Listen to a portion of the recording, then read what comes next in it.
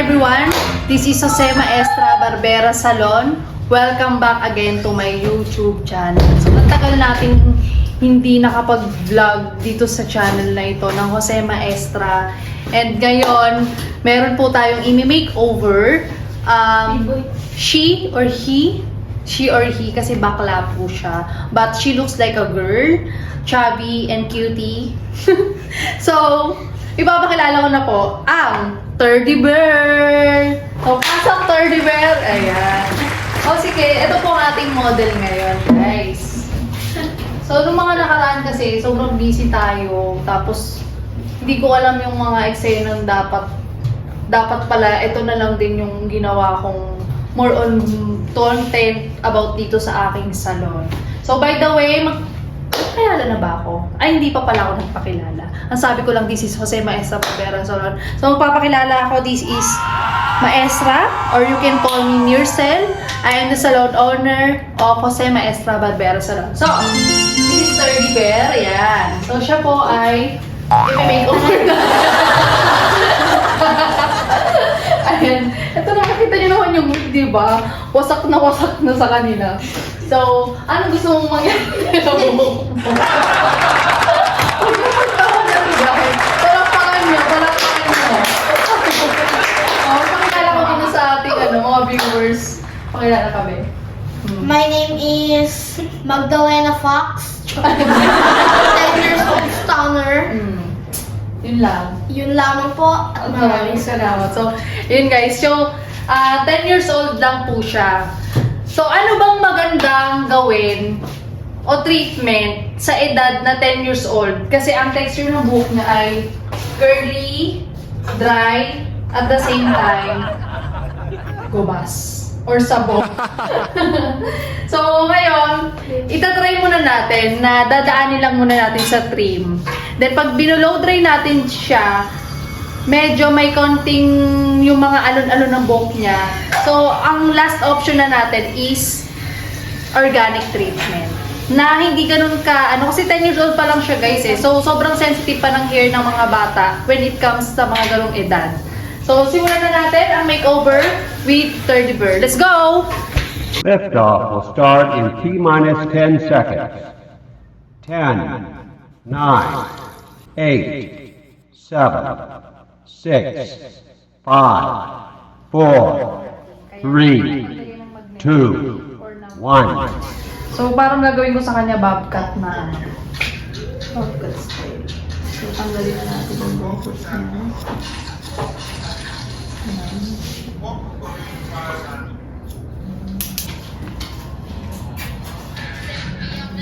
Yan, guys. So, next, ganun lang din, guys. Kung walang ulit kayo ng section nyo lang din siya ulit. Pero, kasi kita nyo nalalaban na. So, ibang hawi na yung gagawin natin. So, pag ganito na siya, guys. Pag ganito na. Pero, susundan nyo yung pattern dito sa ilalim. So, hihilain nyo and then cut. See? See? Nalalaban pa ba, guys? Hindi na siya nalalaban. So, sundan nyo lang din yon dito. Basic lang to, guys. Pero, syempre, pag nag-uumpisa kayo, mahirap talaga siya. Pero, pag nalaman nyo na yung, ito nga, yung basic, sabihin nyo, ay, madali lang pala yan. Ito. Ayan. So, yan. Di na siya nalalaban. Ganyan kagandahan pag nag-wet cutting tayo. Kasi, makikita nyo yung yung buhok. Next. Ganun ulit. Ayan. Kita nyo naman, guys. Ganun lang dito ulit. Pero dapat, sa pagkuha nyo pa lang ng ng buhok. Halimbawa, dito ka kumuha. Dito ka rin pupwesto. Halimbawa, sa gitna, dito ka rin pupwesto. Kasi pag dito, mag-iba yung, hindi siya mapapantay. So, kita nyo naman, guys. Ganun lang din dito. Yan. Tamo, nakalaban to guys, oh. So, edi same pa rin ang pattern. Ganun ulit ang gagawin natin pattern. Yung patayo.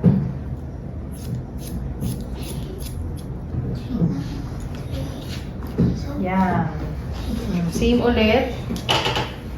Patayo. 45 degree guys. Yan. Next. Pero konti-konti lang guys ha. Kasi parang inaano lang natin yung mga nanlalaban na buhok.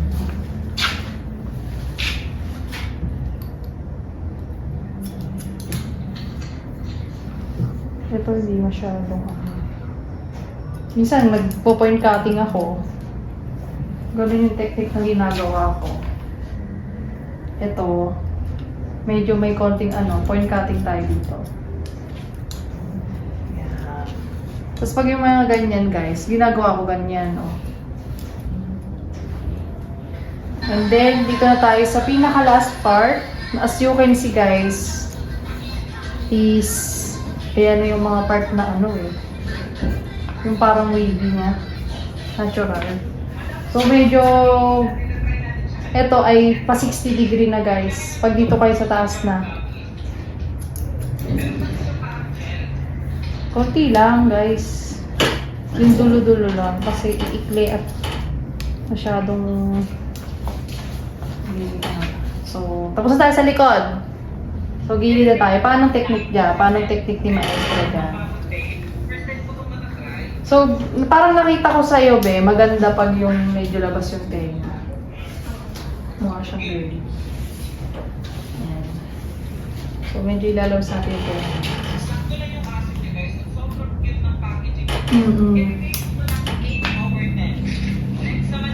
Ito po, guys. Point cutting ang ginagawa ko pagdating sa tenga. Unti-unti lang kasi baka mabigla.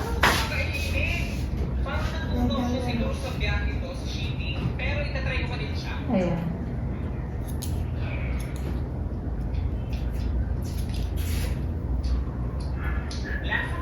Ever since ba? Ako na ba nagupit ng buhok mo?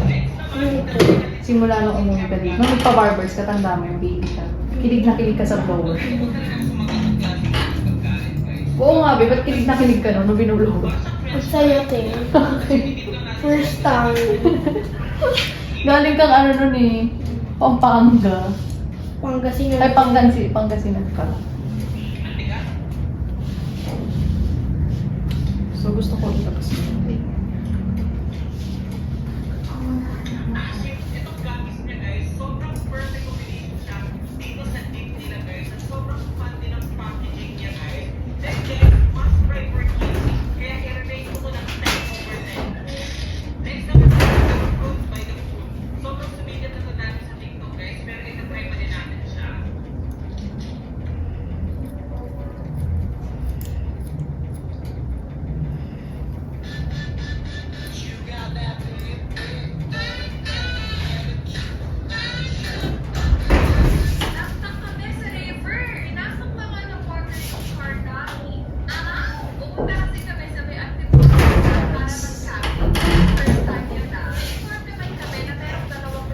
So, section pa tayo dito.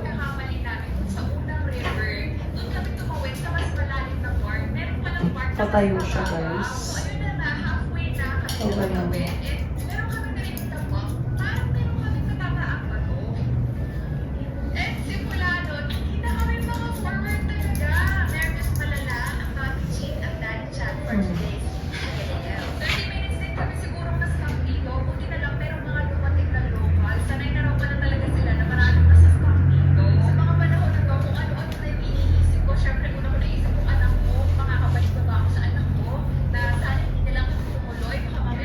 So, dito ang pattern ko dyan. Ito. Sa dulo ng kilay.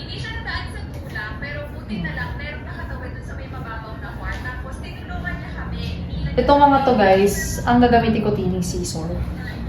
So, di ko siya masyadong gagamitin.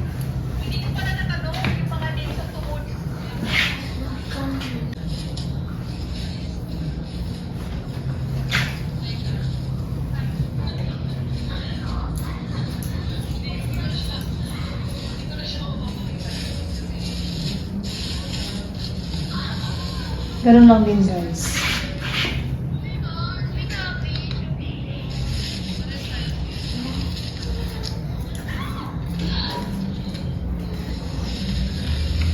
Yan, umangat siya, oh.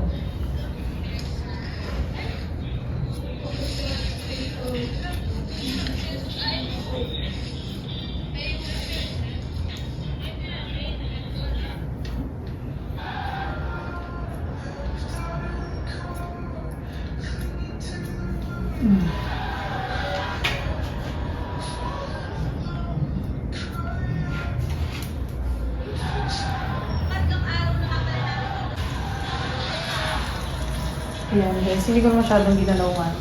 Bandang dito. So, i-blower ko muna siya guys kasi baka mabigla. So, dito kayo sa harapan. Dito ako sa harapan. So, guys, i-blower muna siya. Or siguro dito na tayo sa box.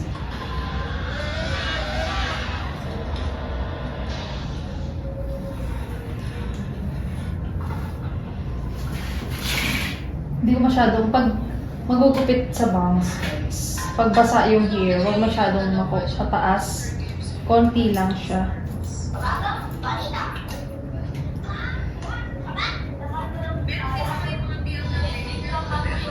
Kasi ang tendency pagka iniklian natin, pag natuyo siya, ang taas yun.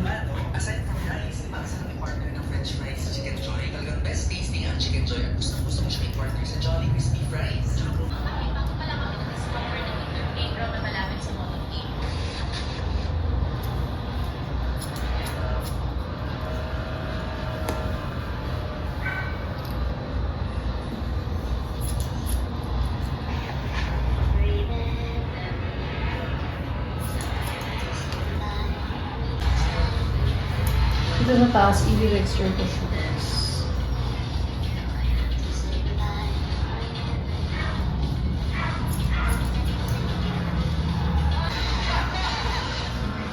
Yan. So, blow dry!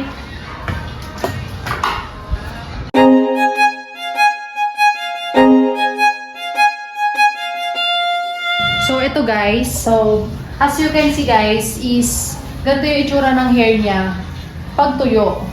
Makapal siya tignan, di ba guys? So, last option natin is kailangan siya ma-treatment para kahit pa paano is mag-bouncy siya, magmukhang manipis, at hindi siya magmukhang sabog. Pati straight siya. Actually, is not totally na may straight kasi isa part na treatment. But lalambot siya, medyo babagsak siya. Kasi hindi pa siya pwede i-reband guys kasi napakabata niya pa para ma-expose sa mga chemicals.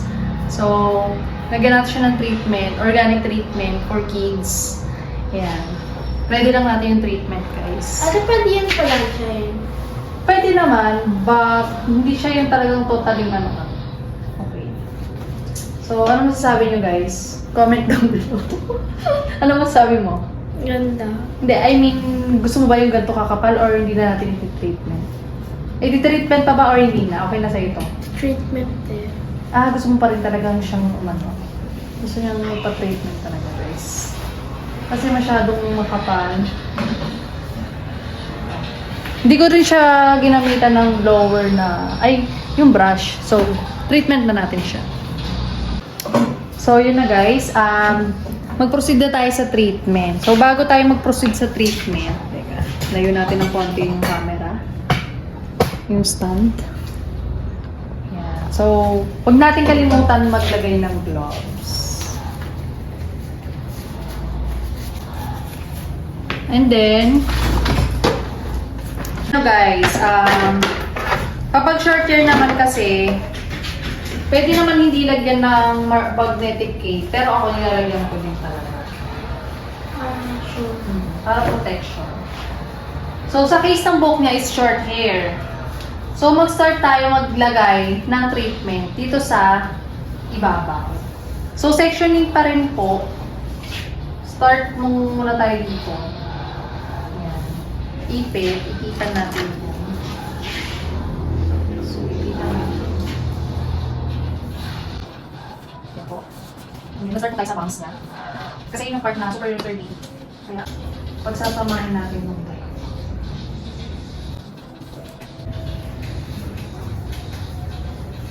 Ayan. So, kailangan manipis ang paglalagay ng treatment.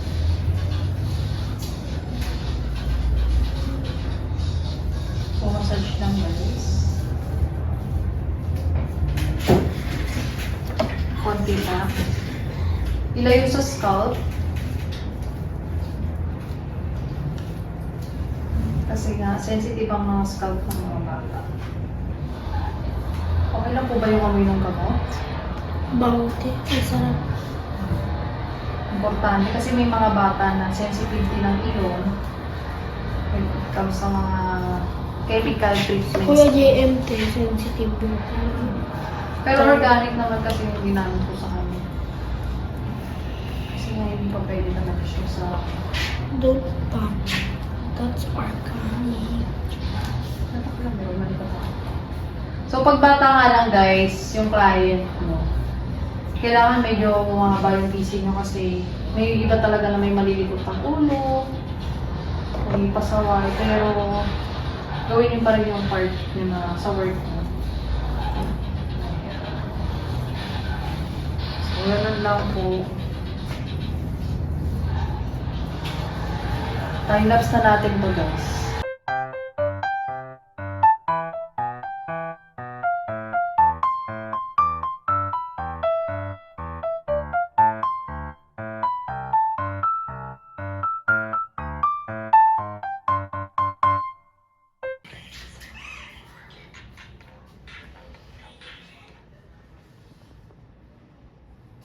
Guys, ito na nga po ang resulta ng hair treatment ni Teddy Bear.